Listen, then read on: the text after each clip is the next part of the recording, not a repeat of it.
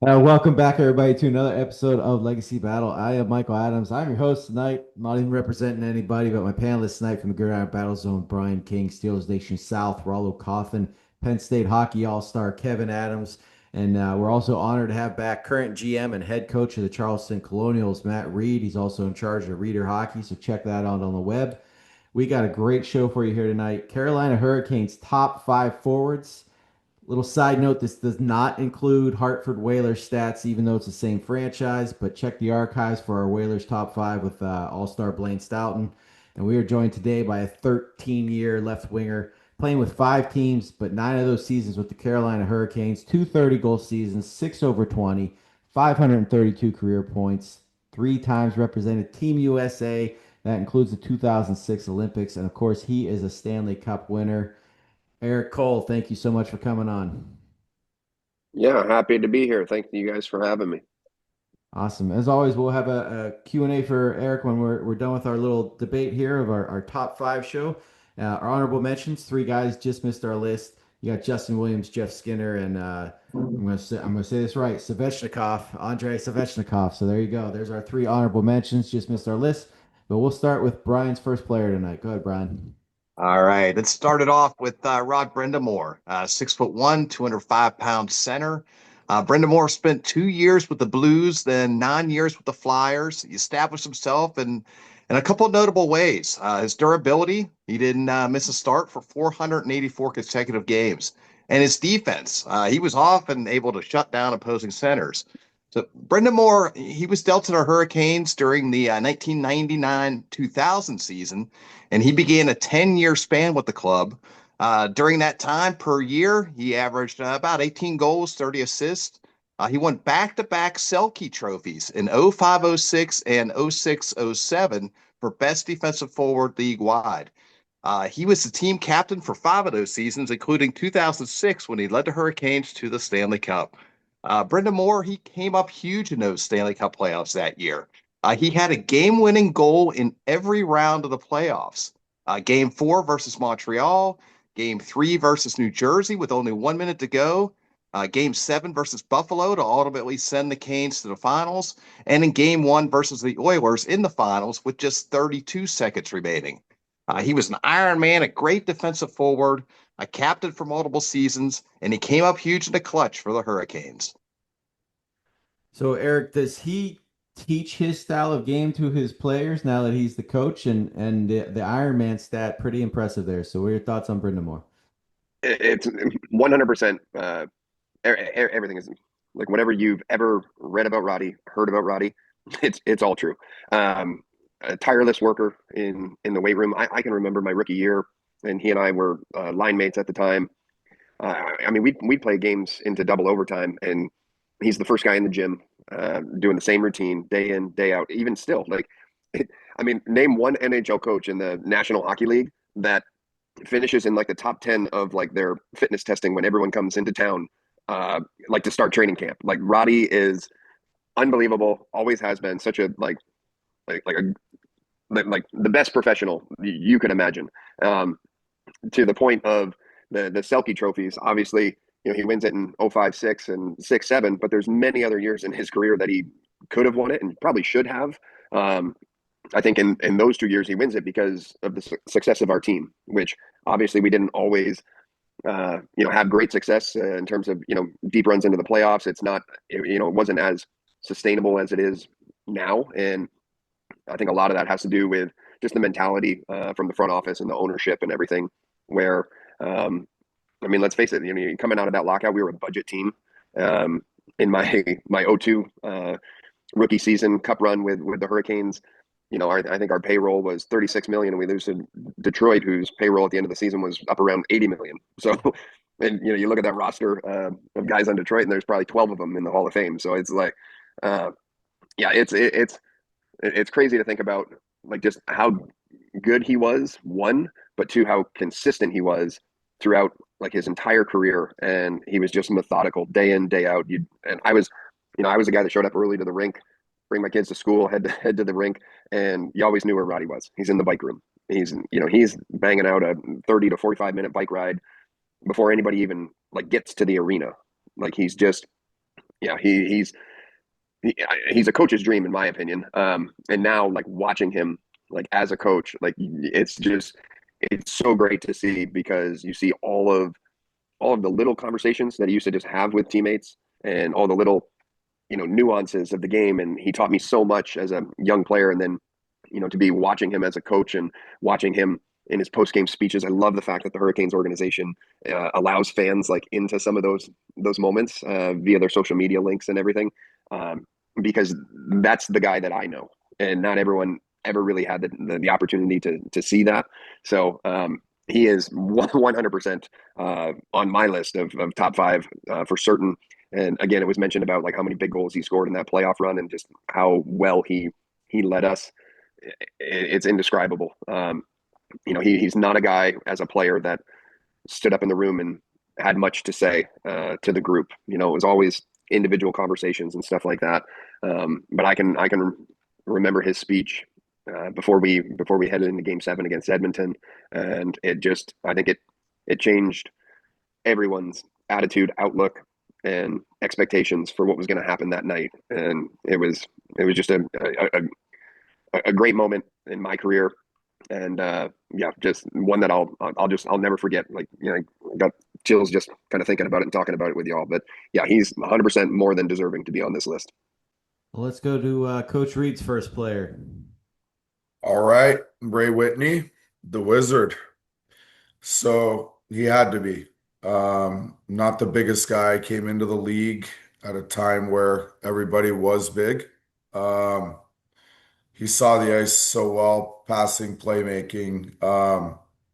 One thing he's pretty underrated, I would say, in the talks of players around the NHL, but he's in the top 65 producers in the history of the NHL.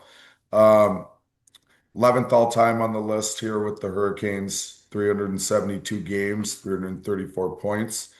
The one thing you'll notice about the two players I have, they win where they are. First year junior hockey in the dub. He led the entire league, 185 points. They won the Memorial Cup that year.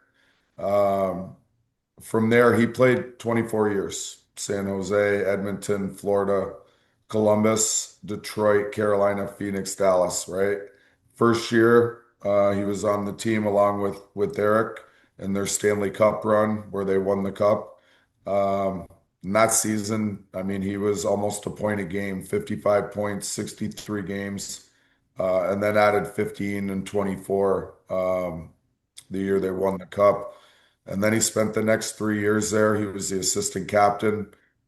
Any big game moments you can think of, he had the puck on his stick at one point in the play. Again, just about a point a game his last 3 years with them. Went on one more run in the playoffs there in 08-09, and he had 11 points in 18 games. And I can't think back to a specific game, but like all of those playoff games seemed to be close and came down to like big plays. Justin Williams, one of the guys on the honorable mention, and Ray Whitney. Those are the two guys that kind of popped up in that run that, made it kind of fun to watch. Uh, he finished out the next 4 years in Phoenix and Dallas, and he was, again, not too far off a point a game at 195 points, 260 games. So, yeah, I would say with those numbers and what he did in Carolina, he's right there. Yeah, Erik, he's got 1,064 career points. That's like borderline Hall of Fame numbers. How is this guy not more of a household name? Because of the markets that he played in, realistically, and at the time that he came in and everything. He had a brief stint in Detroit, which probably would have been. I think he definitely would have been a little bit more of a household name had he been there a little bit longer. But unfortunately, like he was there with Detroit right before the like lockout. Signed with them for the lockout, but he was in Columbus. He was part of like that whole expansion draft back in the day. Came in with San Jose, in the 90s when it was, as Reader said, just big bodies, rough and tumble. Mhm. But he always found a way, and not even that. Like, he, at one point, because of like contract, disputes. Basically, he played a little bit in like the IHL, I believe, like through the early parts of his career, and came out of there, spent some time in Florida. Yeah, it just when he showed up, I had never met him. I knew that he was a really good friend of Brett Hedican. And I can my first conversation with him was during our fitness testing at training camp. Introduced myself and everything, and I said, "Hey, listen, two rules on this beep test. The 20-meter shuttle run." I said, two rules. I said, "Don't be the first one to quit." I said, "Don't quit before 12." And I think he ended up outlasting Joseph Wasacek, who was also in our group for that test, and then it was myself and then Ray, and I think I waited for JoJo to quit, and then went like another like level or two, and then Ray waited for me to quit and went another like half a level or something like that. And then of course, next thing you know, he's going through the season kind of with a bit of a nagging groin injury. So like that season, it was just kind of always an issue for him. I think he probably would have had an even bigger year. But for a guy to come in to an organization that we weren't quite sure like what we had as a group and everything. And I think he was literally getting paid more to be not in Detroit than we were paying him to be in Carolina. And he's such a smart hockey player. Like somebody that's not on your guys' list or not even honorable mention is Corey Stillman. The two of those guys, in my opinion, for myself and for Erik Staal and a lot of the guys that were on the team that year that were younger guys. Justin Williams is in on that. Those guys just taught us so much about like all the little nuances of the game. And power play meetings were literally watch the video, study the tape, know what the other team's doing, know what we want to do, walk out of the room, and it's a little like 5-player meeting on the side saying, okay, like, hey, this is how we pick these guys apart. And lots of times it was Stiller and Witt like figuring it out and like kind of mapping us all through like how we're going to be successful that night. And then on top of all that, like great human, great character in the room. And another guy that was, a bit of a, tireless worker, like when at the rink, not to be, like a comparable to Roddy where, Roddy's chucking around dumbbells and everything all over the place. But, he's in there every day. He's on the bike. He's putting in the work. Great pro.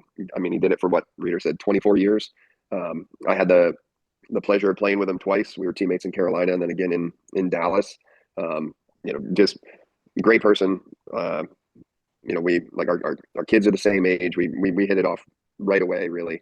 Still even friends to this day. Just hung out with him a couple weeks ago and spent some time on a golf course. So nothing's changed. He's just a wonderful teammate to have, and I'm thankful that I had the years that I did with him. As far as the playoff runs and the big moments, nothing was ever too big for Ray. He always played with like a little bit of that edge that and it wasn't like he didn't do it physically, right? Like he was a smaller guy and everything. Like he found ways to create time and space for himself. If you weren't carrying your weight, he wasn't afraid to call out a teammate like on the bench or whatever. Like he just he was a great pro, great teammate, great leader, and he did so many really great things. It was a sad day when it got to the end of the season and contract negotiations were coming up, and we weren't able to keep him in Raleigh. The team had decided that they were going to start the youth movement. Arizona was more than happy to offer him a 3-year contract, and I mean just to prove that point even more, he goes out there and leads them to like the conference finals, where they end up losing to LA, who I think won it that year. He's just a great guy, great teammate. Scored really, really big goals, timely goals in the cup run. And sorry about that. And he just, I mean, over 1,000 games, over 1,000 points. It's he's definitely a great person to not only be on this list, to be on many other lists. Rollo, give us your first guy. Sebastian Aho. There it is. He was drafted in the 2015 NHL entry draft by the Carolina Hurricanes in the second round. He made his NHL debut. In his first game, he had an assist.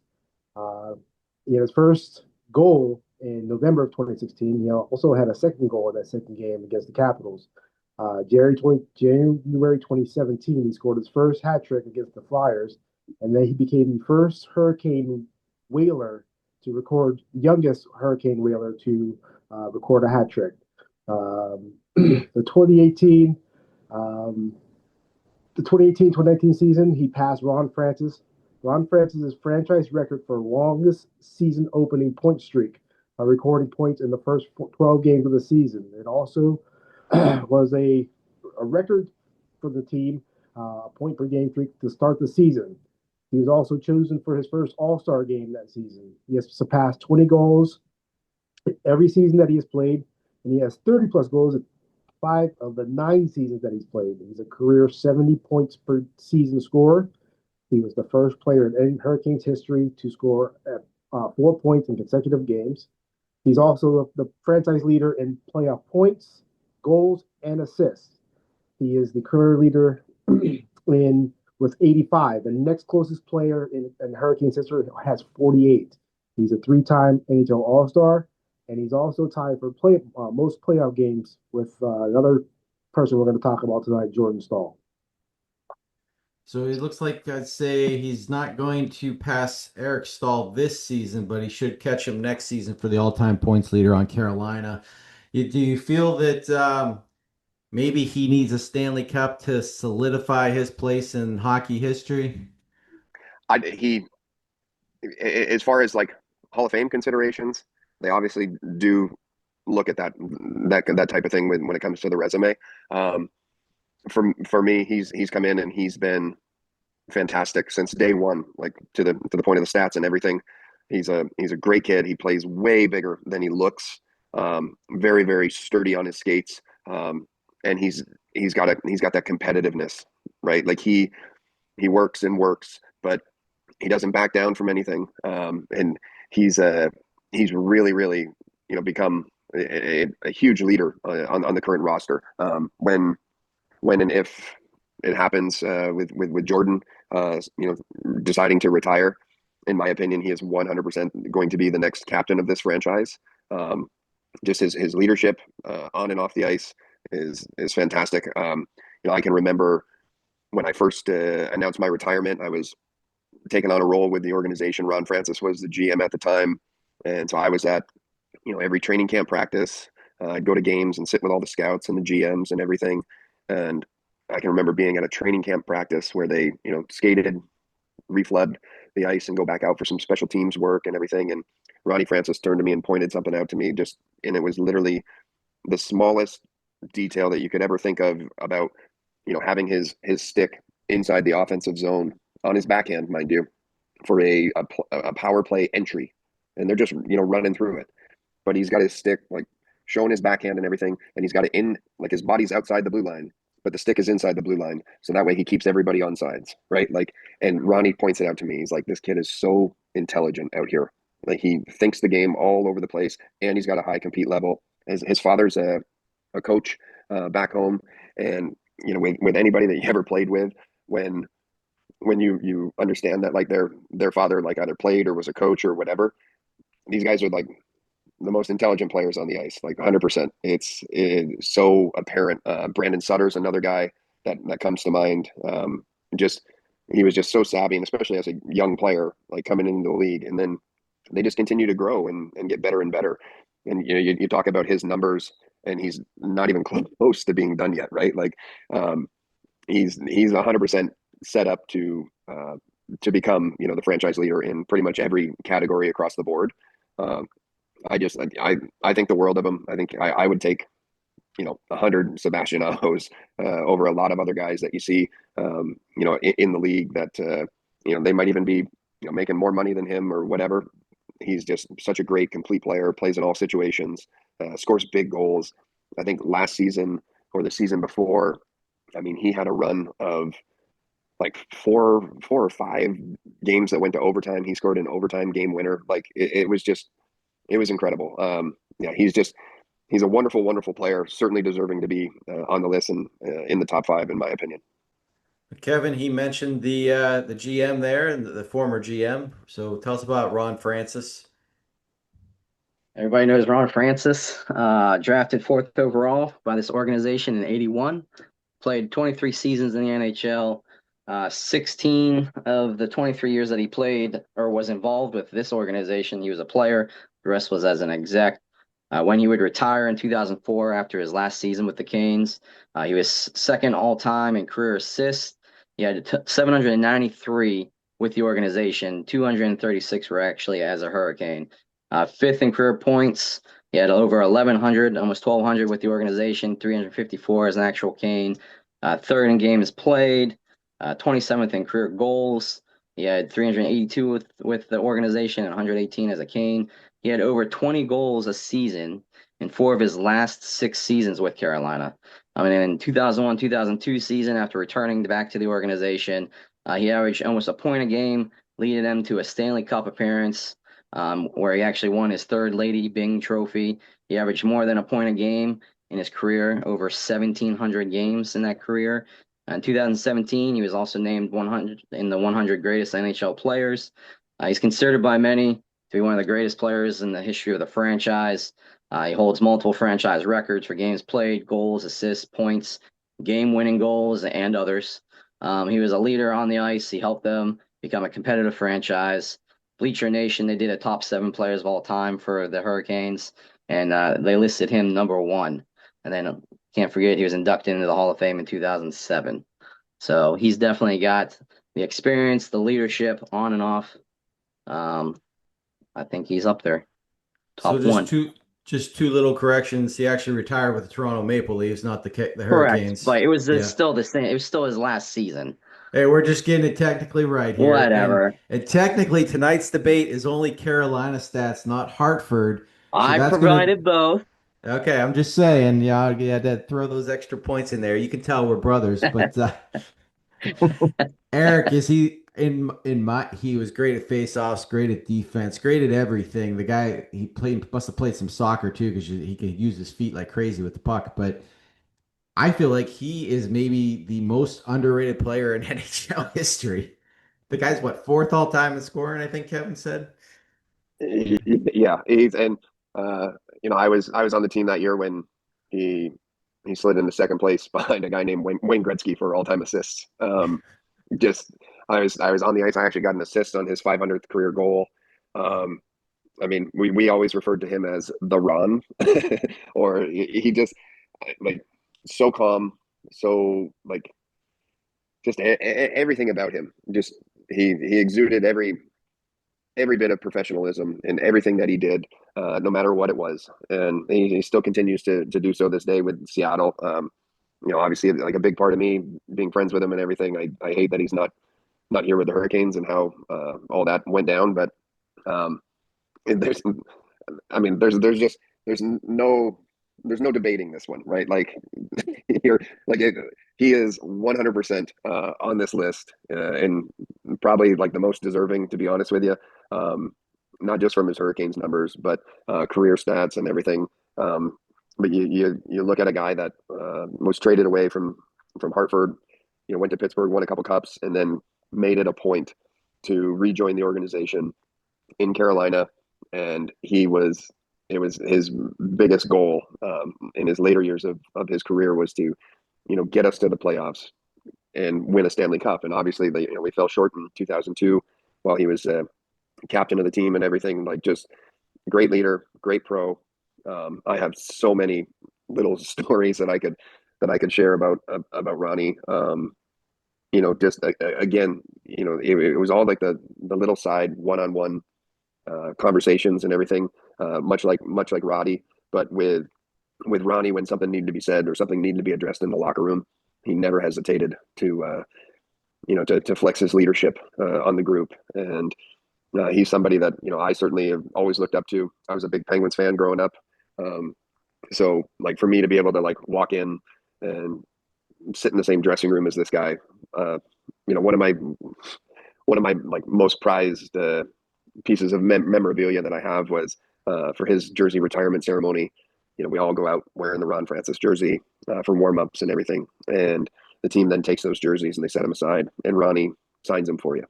And they get brought back to you and everything.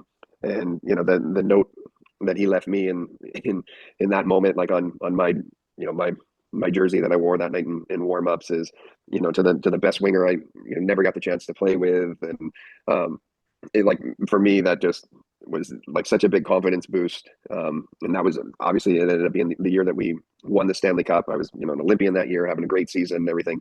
But to hear words like that from such a amazing player and well-respected player, and somebody that like was an obvious choice to be a first ballot Hall of Famer, it meant a lot to me. He's just class act. And I think while his numbers don't necessarily like compare to some of the other guys that spent a little bit more time with the Hurricanes franchise, his impact, and especially new market, bringing in a big name guy that has a couple cups already. He was such a wonderful ambassador for the Carolina Hurricanes in the Raleigh area.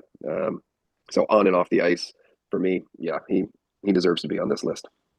So a little condensing here with the Erik and Jordan Staal first and fourth respectively in points all time with Carolina Hurricanes. If you want more of their stats, go in our archives, check out the Greatest Brothers show with Kevin Miller. So Erik, your thoughts on the Staals? They definitely have different styles of games. Yeah, like Jordan's a beast. I'm just, he was always very difficult to play against. He's big, he's strong.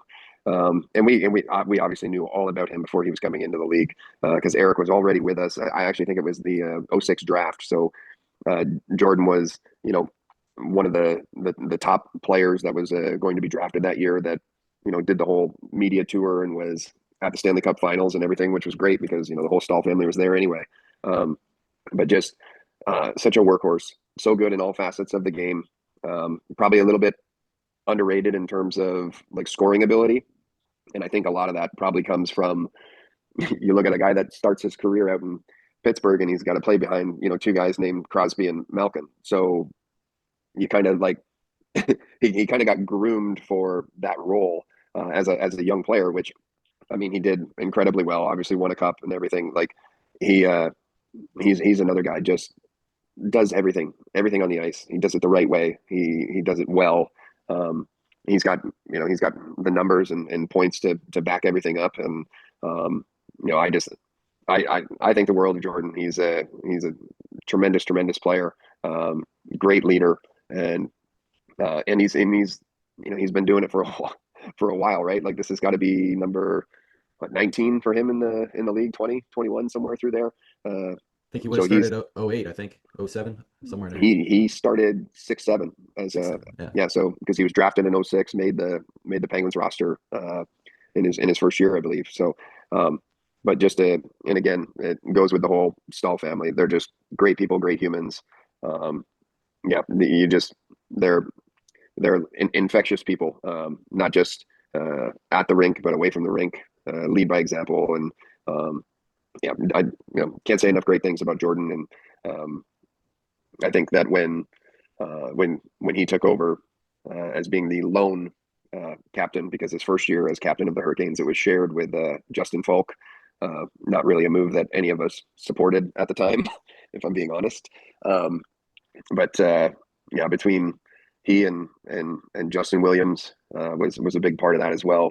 In those years where they were transitioning into Roddy's tenure as head coach, they played a huge role in turning around this franchise and getting it moving in the right direction, which, obviously it hasn't resulted in a Stanley Cup just yet, but they've been on the right path for a number of years now.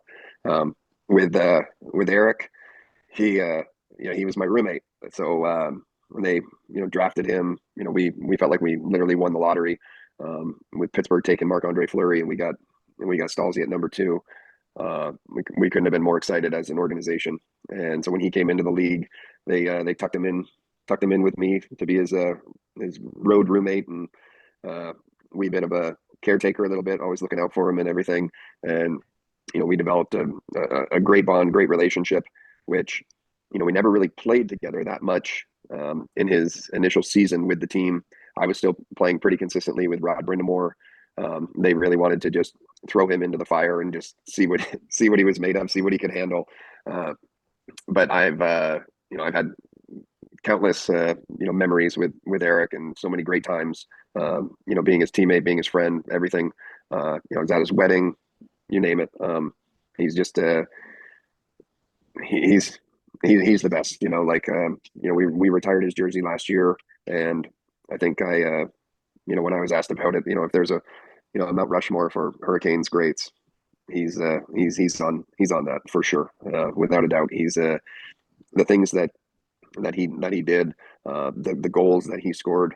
I think back to the 06 playoff run. He ties the game against New Jersey, which we end up winning in overtime when we had given up the lead with 30 seconds left in the game, 33 seconds left in the game. He ties it with like 2 seconds left on the clock. We end up winning it in overtime.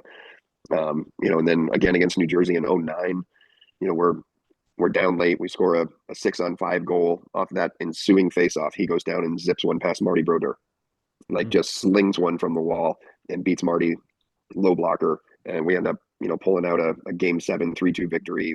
It never, you were never surprised by any of the big goals that he scored or anything like that. And on top of all that, he was just great to be around, great teammate. He was infectious. And he and I, we had a lot of success together. And I certainly, I credit him for a lot of the success that I had in my years being able to play alongside of him. It was a really difficult decision to leave the franchise and leave him in particular. When I got traded to Edmonton, he was the first one to call me. And then, when we were going through the contract negotiations, and he was really trying to make sure that I stayed in Raleigh, and told me that Jordan's coming, and all that. Like he had already predicted that his brother was going to be a part of the franchise at some point in the near future, and things like that. But yeah, just a great friend, great teammate, unbelievable player. He's right up there in my opinion with Ronnie and Roddy. Just they're the best. Brian, just give us like the quick stat line on your final guy. Teuvo Teravainen, nicknamed Turbo. First 3 seasons with the Blackhawks, didn't really make a big impact in Chicago, and then he got dealt to Carolina 2016-17 season. Next 8 seasons, you're looking at an average of 21 goals, 41 assists, and plus 16. 6 consecutive seasons got the Canes to the Cup playoffs. April of 2019, ended up scoring a goal with just 18 seconds left. Win game 5 in the playoffs. And he ended up going to Chicago last year, but he's been a great all-around player, and he's been very valuable for the Hurricanes over the course of his career. Erik, your thoughts on him? I'm not even going to try to say the name, even though I know it. Yeah. Well, Turbo was accurate. Teravainen is the pronunciation for the last name. Turbo and I, we actually we split the suite his last couple years, with the organization and everything. For me, he is Corey Stillman plus more years with the organization. That was my take on him all the time. You watch the little plays that he can make, and just how cerebral he is, like out on the rink. It's great player, but when you're going through the list of names and everything, it's like, for me, it's hard to put him on this list. But with that being said, his numbers state that he should be on the list, right? Right. And certainly had a great impact. Obviously, his relationship with Aho and their background together, and being both Finnish and everything, probably played a pretty big role. He definitely struggled with some injuries, particularly concussions, toward the later stages of his time with the Hurricanes, which was always hard to see. You never want to you never want to see a guy having to go through any of that. It's difficult to watch for sure. But with that being said, he wasn't one of those guys that was gonna go dig in the corners and first on the forecheck and things like that. But if he was paired with the right players that would go get the puck and get the puck to him, he made really, really good things happen with it. And he was really great for the power play, especially. I think that just a lot like a guy like Ray Whitney or like a Corey Stillman, they just they saw plays, before anyone else, before even the guy that was about to get the puck saw it, and they found ways, to create time and space and open up passing lanes and things like that, to create the opportunities. So, wonderful, wonderful player. Would I have him in my top five? Probably not. No, actually, it's not even a probably not. I wouldn't. I just, I look at the list of guys that you have mentioned and everything, and while he was a great contributor to, an organization that had turned things around and got new ownership and everything, and started being able to make runs to the playoffs and have playoff success. I wouldn't lump him in here with some of the guys that are at the top of the board. But great player. He was, Corey Stillman's nickname was, the silent assassin per Trip Tracy. And I just feel like Teravainen was, the same way. There was nothing ever really flashy or anything that stood out, just watching him game in, game out. But when you look at the stat sheet, he's got some unbelievable numbers, and was a really, really great player for the organization. Let's go to Coach Reid for our final player tonight, and then we'll take our vote. You're my boy, Blue. Okay. Yeah. So I've got some notes here, and honestly, I like, as much as I do hockey all the time, I'm not an encyclopedia of hockey like Erik. If you notice him just ripping off years and goals and this went here, I'm not that guy. And I'm probably going to get some stuff wrong, so be ready for him to stop me on some fact checks. But 8th all time, 15 years in the show, 9 with Carolina. We're talking about Hurricanes stuff here, right? Well, he had to lead, come out of somewhere. Played high school up in upstate New York in Oswego. He had 64 points in 48 games. I don't have the stats on this. I'm guessing was second in the state. There was a powerhouse forward in Messina that had to have more points than 64 that year. But it did lead him into Clarkson. The ECAC in those times was tough to get points in. And Erik came in as a freshman. He ended up point a game, 103 points in 103 games at Clarkson, which is kind of unheard of. And we mentioned a theme: championships, won a championship, and was, rookie of the year, all-star in the ECACs that year we won. After a year in the AHL, he literally jumped onto the BBC line, which I was up there a lot watching that year. That run, I can tell you, when I went from becoming a friend to a fan, was, I don't know if you remember, you and Gary Roberts, right in front of the net. And you're selling kind of over him. And we were that's Gary Roberts. What's he doing?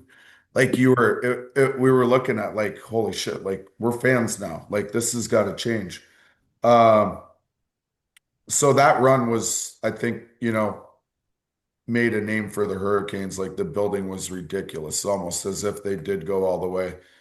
And then in the next 2 years, he had another 70 points in 130 games. That's when he was chosen to be in the Winter Olympics in Turin, and also represented Team USA the next year at the IIHF Championship in Moscow. In the year of the lockout, I believe there was a championship won over in Germany. Yes? Am I right on that? Correct. Okay. Just a winning theme here that we're going with. So yeah, after that, I think everybody that watched hockey remembers the hit from Orpek. Still, even putting those words together kind of gives me chills in the wrong way. But yeah, who else can we say on this list broke their neck and then came back in the playoffs? This is the playoffs. I don't even watch regular season hockey. There's no hitting. It's fun when there's a good game. We're talking about the playoffs in the 2000s. And I remember watching that game this is insane. Is he just going to take it easy? No. I think he was out there throwing hits around like a madman. Um, and they won. Like, came back, wins the cup with a broken neck. All right. There was a lot of stuff that went on after that. Uh, we're gonna stick with mostly Carolina stuff. But when he did go to Montreal, I've got a couple um, stats that we might not know. So when he did get traded, well, obviously he got traded to Edmonton and then they needed him back, right? Like Carolina figured it out. You got to have someone that's going to lead your team in hits and score over 30 points a year. Rare. Never happens. So bring him back there. Then when he went to Montreal, this was my favorite year. Well, one, because he had a ton of goals, I think 35 and 61 points. Um, I didn't know this. I found this out today. He set a record for the quickest hat trick from the start of a game with the Canadiens, and unofficially, I believe, is the only one to celebrate with the referee after a goal. There you go. That was the best celly ever. I show my players every year at the beginning what not to do if the ref has his hands out, but awesome at the same time. But to get back here, we talk. You always like when you talk about players, like fans remember winning, right? They remember teams that win. The two runs that he was on, I think arguably you can say there's a lot of guys that you could take out of that roster and they still go on that run. But like nobody scores that many points, creates that many chances, and finishes that many hits and plays that long. It's almost impossible to do. So that's my pitch for the best forward of the Carolina Hurricanes. A friend, I'm a fan, Erik Cole. And his +6 tonight is actually third best of all Carolina Hurricane forwards we're talking about tonight. So kudos for that. So Erik, we're gonna get to your Q&A here in a minute. So we'll definitely be talking about your career. But real quick, did he have any stats wrong, or was he pretty much Yeah, out? he missed a couple things. Never played in the AHL. I actually came into the IHL, IHL, that's Cincinnati. right. That's right. The the instance that he's talking about in the O2 Cup run was I apologize, Mr. Gilmore. It was Doug Gilmore, and it was in the second round against Montreal. The slugfest was in the third round with Gary, with Robs. That was yeah. I can elaborate on stories from the toll that took on me and everything. But to Reader's point about he was up there a lot that playoff run. Stayed at my house. I also had two buddies in town that we both grew up playing with and playing together. Since we were 15 or so, that were in town for that Toronto series, and just what a war it was. Berlin, correct, for the championship in Berlin during the lockout. I was a young player in the league still. They didn't give me the option to go to the minors and continue playing, and so I at that stage of my career and that age, I said, there's no way I'm taking a year off. So I went to Berlin, had a wonderful situation, and it stemmed from friendships that I made while playing in the IHL in Cincinnati.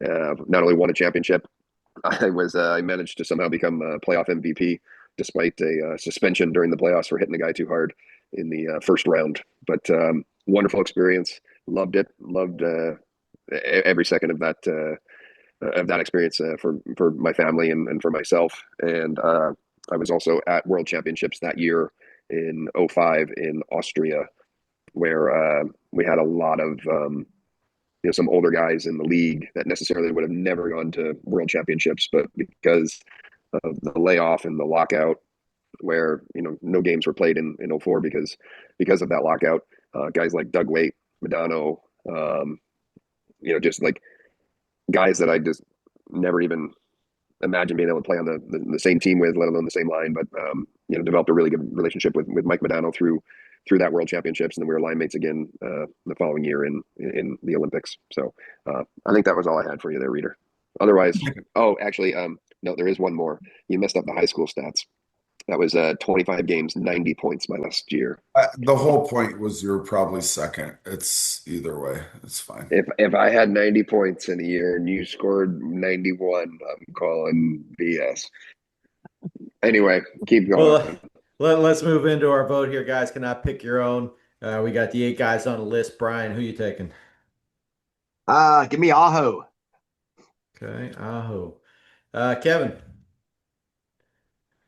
Man. You know what? Give me Brind'Amour. I like his leadership. Rollo.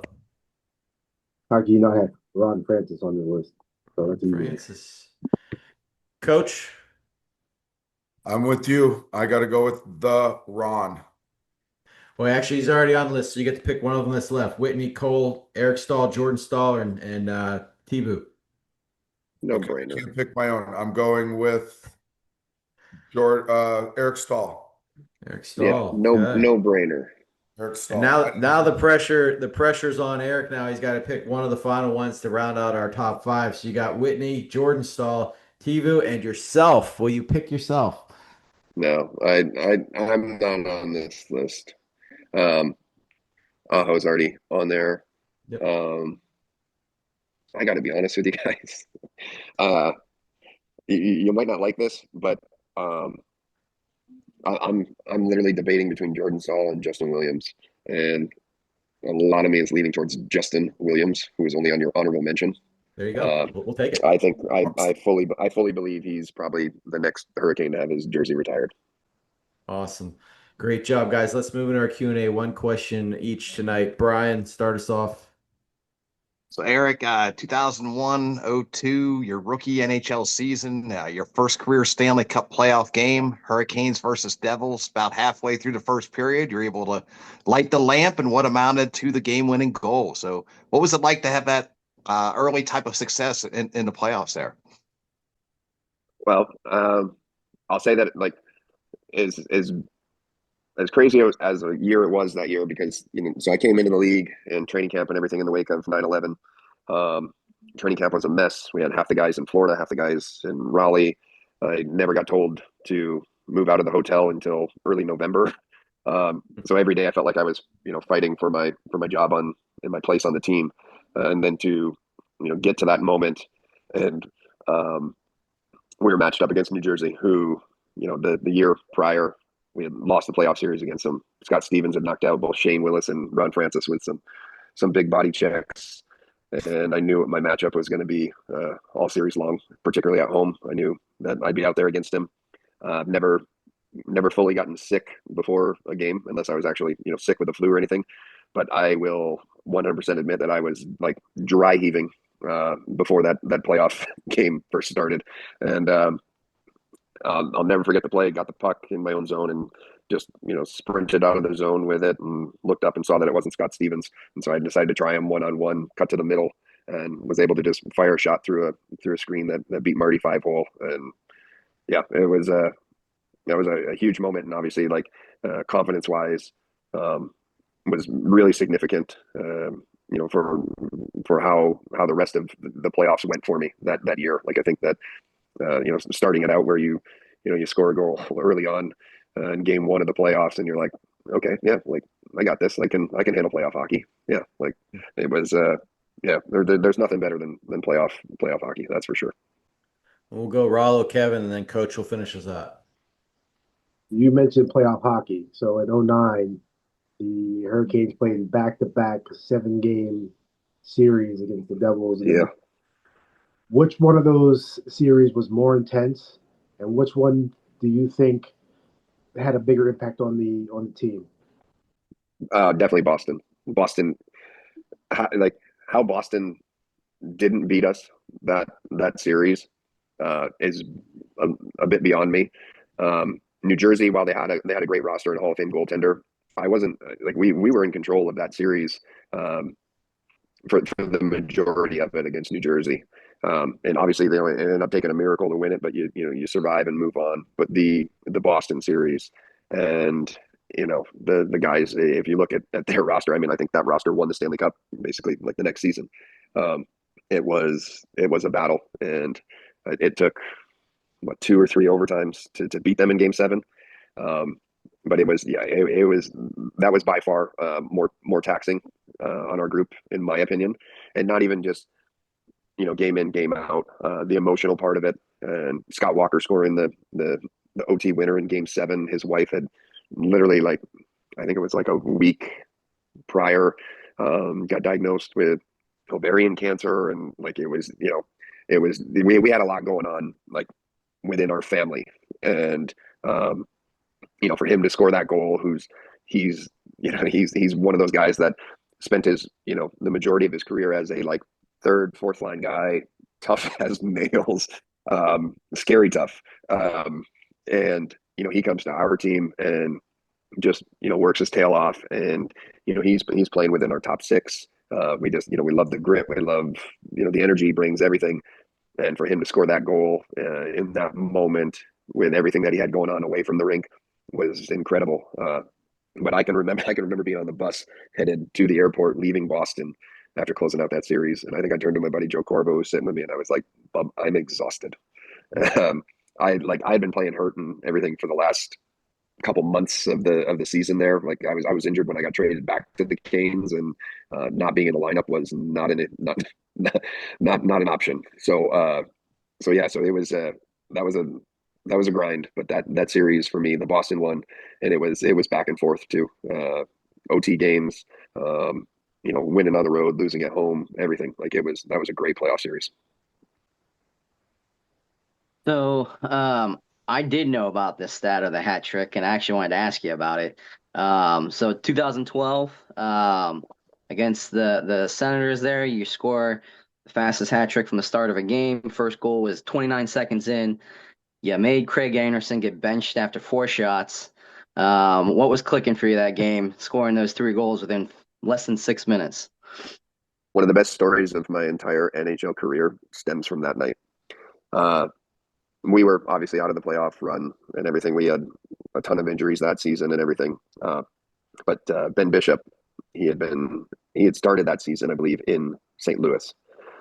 Got traded to Ottawa. I think it kind of forced their hand when Anderson went down with I think he broke a bone in his catching glove in his hand, and that's what he had been out with. And they chose, not surprisingly, to be honest, game against the last place Canadians to try and bring them back in or whatever. But I was one of those guys that used to stretch at the red line and kind of chat with some buddies on the other team that I knew and say hello and kind of cut some deals and make sure me and certain guys were doing no hitsies that night, kind of thing.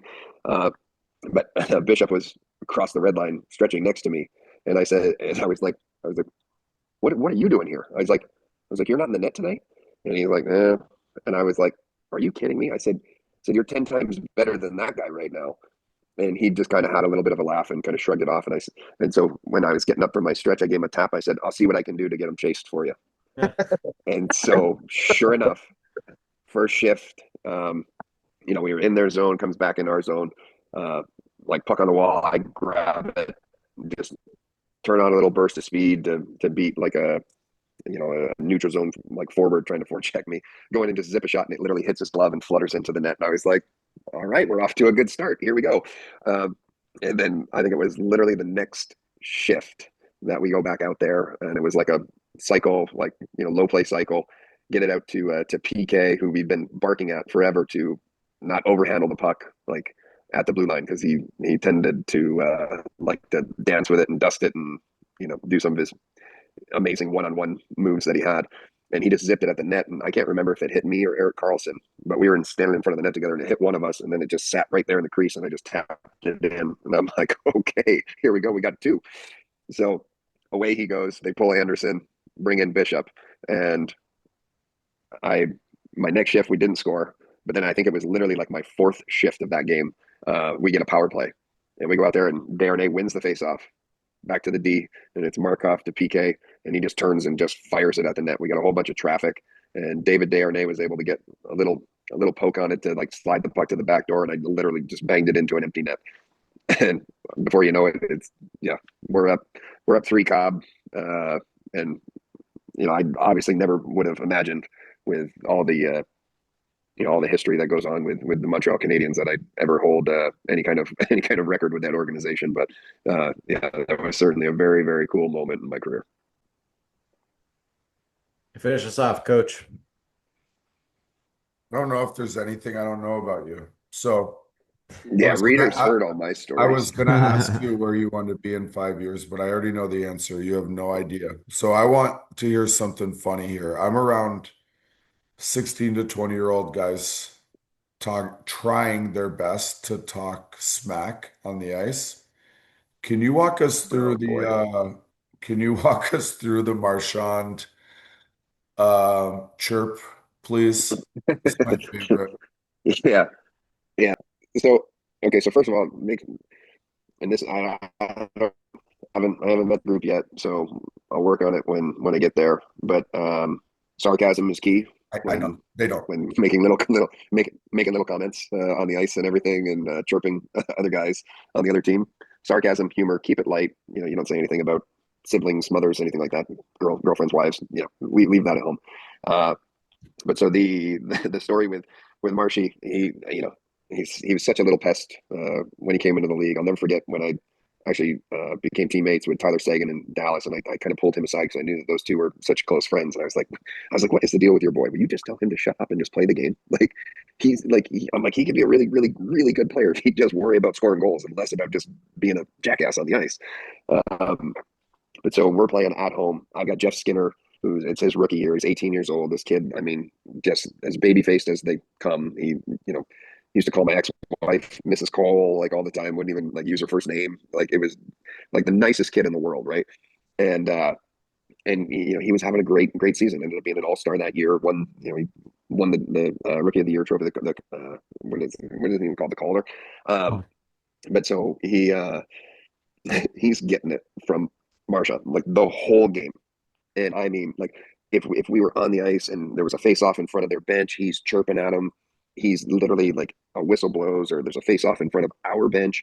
Marchand's chirping them while we're sitting on the bench and everything. And I'm just like who the hell does this guy think he is? Like this, like I'm like, all right, like we got to put an end to this. And so we're winning the game, and it's in the third period and everything. And I turned to Skins, and Skins was like that whole year he was kind of like my little brother. Like it was like I got to play hockey with my little brother. And I grabbed him. I said, hey, when you line up against him, I said, why don't you chirp him a little bit and be like, hey, Colsey and I want to know how the hot dogs smell. And Skinner's like, nope, wouldn't stop shaking his head. He's like, I'm not doing that. I'm like, do it. He's like, nope. And then he's giving me like the hard shake, like, nope. I'm like, do it. Just say it. I'm like, nothing's gonna happen. I'm right here. Like, you're fine. And Skins wouldn't, like, adamant. He was not saying that to Brad Marchand. And I'm like, come on, just do it. And he's like, no. He's like, you do it. I'm like, okay. I'm like, come on, tuck in here. So it was a D zone face off. So I'm the inside winger. I was playing right. Skins was playing left. Rutu center. And so Marchand is right there, lined up across the hash marks. He's kind of offset just a touch. And I think we're coming out of a TV timeout, so we had a little bit of time to like linger around, and that's why Skinner and I were having the whole debate back and forth. And he didn't want to say it, so finally I was like, okay, like get in here and so you can hear this. And so we're sitting there, we're getting ready to come out of the TV commercial, and I'm like, hey, Marshy, and he's like, and he kind of acknowledges me, and I'm like, me and Skins want to know how the hot dog smell tonight. And he stands there, and he's like, he's got his just stick, and he's standing there, and he just kind of glances back over at me, and he's like, that's actually pretty funny. and Skinner's behind me, and he's like having like a whole like just straight giggle about it, and Marshy kind of looks over at him, and I think Skinner like just like straightened right up, like, no, I wasn't laughing at that. That wasn't funny. But yeah, it was one of my better chirps. For sure. Love the video of Marshy saying it. He's him telling the story is even funnier. He's like, I was just going and going, and Coley hit me with this. How's the hot dog smell? And he's like, fuck, got me. Like, got me. Best chirp I've had. Nice. Yeah. Nice. It was that was a fun one. But I gotta tell you, there's like I almost like I wish I don't think they could ever like get this passed, but like if there was hot mics all around the arena, man, you would hear some really, really witty and like funny commentary going on between the guys out there. Like it's a lot of fun. That's for sure. Well, thank you, Erik Cole and Matt Reid, to both of you for joining us again. Just appreciate you being here. Absolutely. Awesome. Yeah. Thanks for having me. I remind everybody, hit that like, subscribe, notification button. We'll see everybody next time. Have a great night.